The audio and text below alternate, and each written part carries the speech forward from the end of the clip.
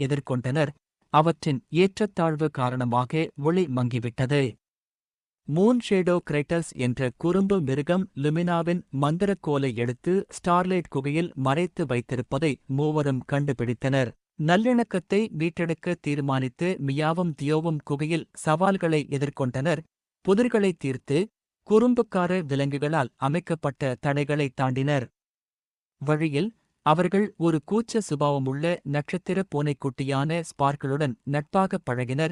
அவர்கள் ஒன்றாக குகையின் மர்மங்களை அவிழ்த்தனர். இறுதியாக குகையின் மையப்பகுதியை அடைந்து மூன்ஷேடோ கிரிட்டர்களால் பாதுகாக்கப்பட்ட லுமினாவின் மந்திரக்கோலை கண்டனர்.